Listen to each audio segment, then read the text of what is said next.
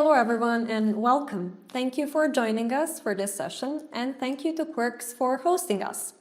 My name is Milica. I'm joining you from EyeSee, where we specialize in in-context advertising research, studying how cultural change drives consumer behavior and brand growth. Today's conversation is about something we're all navigating, the changing consumer.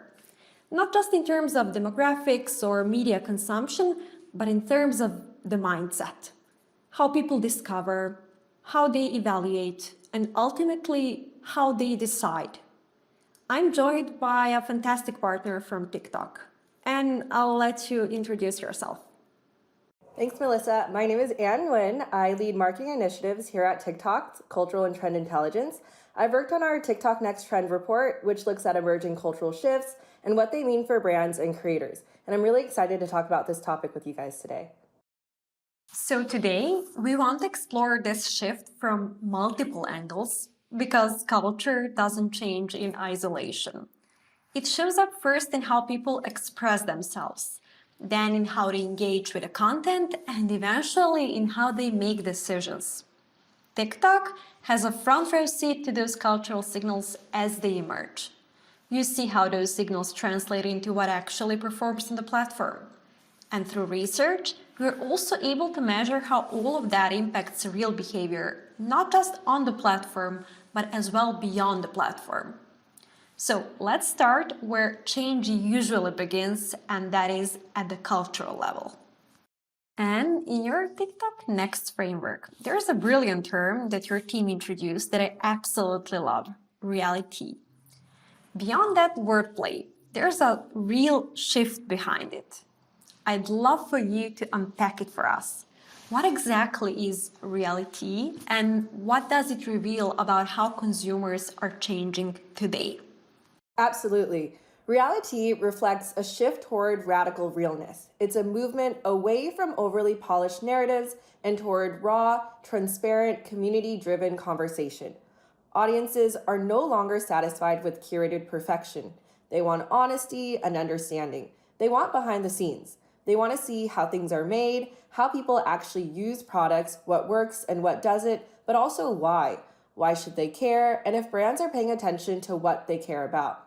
And importantly, reality isn't just about vulnerability, it's about building community.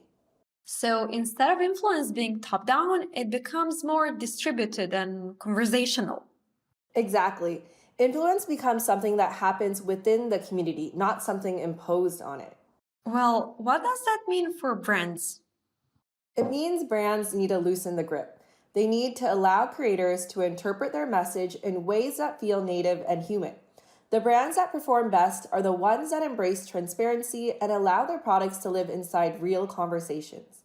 That makes sense from an effectiveness perspective as well. What we've seen in our primary research with users is that creator-led content that feels authentic and unscripted consistently drives stronger engagement and trust. Creators are trusted members of their communities, so when they integrate a product into their real-life context, the recommendation feels natural. Our most recent Creators and Moments research shows that when creators participate in culturally relevant moments, audiences feel more connected and engaged. In fact, 70% of consumers say TikTok creators make them feel part of a larger community during those moments, demonstrating that authenticity combined with timing amplifies influence. And speaking of realness, the two of us handpicked some TikTok videos that perfectly illustrate this reality principle, giving our webinar audience a clear sense of brands who really get it. I'd like to say I'm a very organized person, and now that I'm going into my second year of university, I really want to lock in because my grades actually do count this year. I use the Adobe Express app to make a checklist, and if you're a UK student, you can now get 6 months free of Adobe Express Premium when you create an account with your ac.uk email address. And on the app, they have so many templates available, like it's actually crazy, but I picked my favorite one, a little cute one, you know, to match the vibe. Checklists really do help me stay organized because everything's literally in one space and you don't forget what you need to do, because sometimes if you don't write it down, you will not remember. What I like about this app is that there's no paywalls, meaning you can access so many templates for free without having to put in your credit card details. This video illustrates one of my favorite new trends that you've uncovered this year: audiences declaring a lock-in mindset. Yeah, we seem to be done with Delulu and digital escapism, and audiences are now building a tribe of accountability. Yes, let's see another short video that could inspire many CPG brands.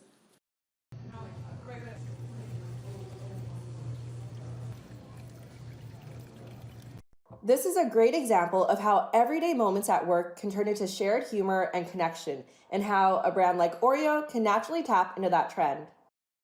These are great examples. I hope everyone offline is taking notes. So, if reality is about how people want to engage more honestly, more participatory, it also raises a question about how they discover things in the first place. If content itself feels more organic, discovery itself must be changing as well. There is indeed this shift we describe as curiosity detours, and it captures the idea that discovery is no longer linear. Consumers aren't following a predictable funnel. They're exploring, they might start watching a beauty routine and then end up discovering a productivity tool, a fashion brand, or a travel destination. The algorithm surfaces content based on interest signals, not just search intent, and that creates these unexpected paths of exploration. I'm thinking about mental availability and awareness now. So the journey doesn't always start with a search. Instead, consumers wander, and that's how products come onto their radar, right? Exactly. And that's powerful because it opens space for brands to reach people before they even realize they're in market. And we see that when creators introduce products within trends or storytelling formats, users are more receptive. Discovery feels serendipitous. It doesn't feel forced. And that drives stronger watch time and interaction, which are key early signals that content is resonating. So in 2026, we have authenticity shaping how content is delivered and curiosity shaping how products are discovered. But discovery alone doesn't guarantee action. Something else has to happen before a consumer decides to commit. And that brings us to another term you introduced, which I think immediately makes sense once you think about it: emotional ROI. Can you unpack that concept, Anne? Sure. Emotional ROI reflects a more intentional consumer mindset. In a world of economic pressure and content overload, people are more selective. They're asking themselves, is this worth it? Does this align with who I am? Does this add value to my life? They still want joy, novelty, and excitement, but they want emotional justification alongside it too. From a behavioral science perspective, this is particularly interesting. Traditionally, we've thought of decisions as being either intuitive, driven by System 1 with little reasoning, or being rational, driven by System 2 when making big purchases like travel or electronics. What you're highlighting is that buying behavior often combines both. Consumers are making choices that are simultaneously rational and emotional. Yes, emotion validates the decision, and creators play a crucial role here too. When a creator shows how a product fits naturally into their routine or explains why they genuinely love it, it reduces uncertainty and builds confidence. That confidence is what moves someone from curiosity to action. That's right on point. That crucial role creators play is indeed measurable. In one of our previous simulated TikTok feed studies, during key cultural moments such as Prime Big Deals Day, we've seen that TikTok creators are a trusted source for deals and products, with audiences often citing them as the source of their favorite finds. Exactly, and that really shows that when creators contextualize products authentically, consumers gain confidence that drives meaningful positive outcomes for brands and even their commercial goals. Should we now take a look at a few more examples of how brands could successfully navigate these shifts we've been discussing? I've seen another great case study in your TikTok Next report with Duracell batteries in a very interesting context. Let's first play the video and later we can comment on it. Moving on my way. No, no tengas miedo. Mejor ponle pilas Duracell y así vas a poder seguir bailando todo el concierto.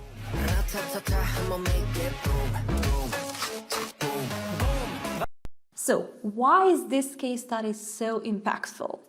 By tracing TikTok search journeys, the brand uncovered an unexpected connection between its batteries and the K-pop community, who rely on Duracell to power the glowing light sticks of their favorite idols.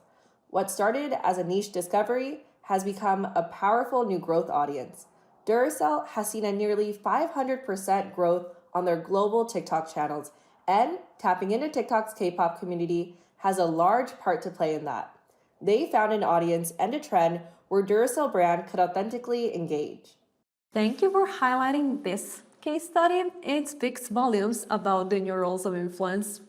And moving on to our last TikTok video example for the day, let's see what Jason Say has to say about 5 must-have purchases. If you love good design and well-made products, here are 5 things I don't regret buying over the past year. First is the Apple Studio display. If you do any sort of color-accurate work, this is as good as it gets. I love how the cover glass is fully laminated to the 5K panel, which makes everything look that much sharper. And I also really like how it uses a single cable to connect to and charge your MacBook. The speakers also sound really good, which I wasn't expecting to care about or use as much as I do. Second on my list is this Margiela card holder. The leather is Epsom on one side and smooth calfskin on the other. What I really like about this design is how the middle compartment opens up all the way from the side, so you can easily put cash inside without having to fold it up a bunch of times and jam it in from the top. Next is the Arc'teryx Granville 30 carry-all tote. After 2 years of living in New York City, I decided to get over my hatred of carrying things around when I leave my apartment. This bag is pretty lightweight, highly water resistant, and it's absolutely huge, so I use it for everything from carrying daily essentials to getting groceries. The straps are also short enough to hold this bag at my sides without it hitting the ground, which I feel like is uncommon with a lot of tote bags. The only thing I'd maybe change is to make this flap magnetic so it stays down, but that doesn't bother me too much. Follow for part 2 and for more videos on my favorite things. So, how can this TikTok video help brands improve their strategy for collaborating with creators who promote their products? The first thing I'd say to every marketer is don't let the pressure to sell show. Justifying the why to buy means anchoring your product into shoppers' identity, community, and the moments that bring them joy. Seeing all these examples, it reminded me of something we also discovered in one of our previous studies. For context, at EyeSee, we tend to test very realistically in experimental replicas of platforms like TikTok, but also Instagram, YouTube, Snap, and others. We can expose users to different content and formats in a controlled way and observe their behavior, including scrolling, interacting with the content, and whatnot. Recently, we looked at how creator content impacts key commercial outcomes. We found that consumers increasingly rely on TikTok creators to discover new products, often more than traditional celebrities. Creators just feel more relatable, they feel accessible, and that relatability builds trust.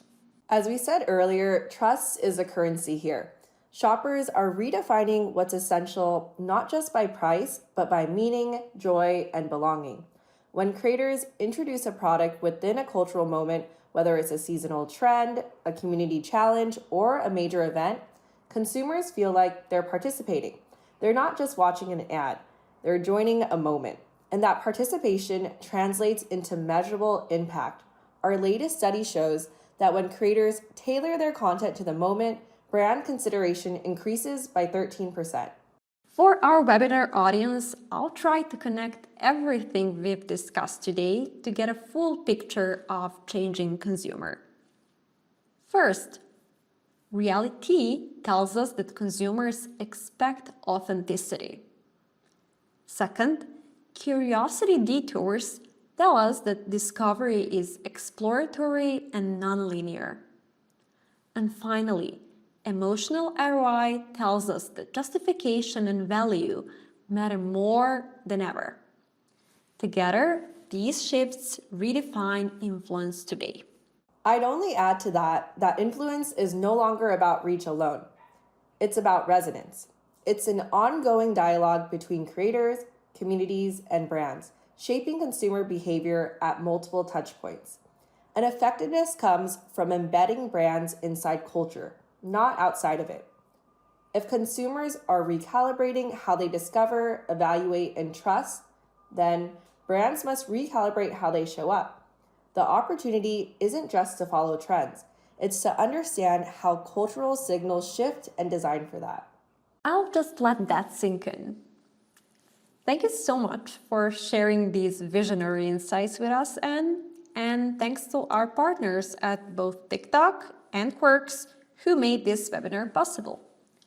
And to our listeners, thank you so much for joining in, and EyeSee is looking forward to your questions.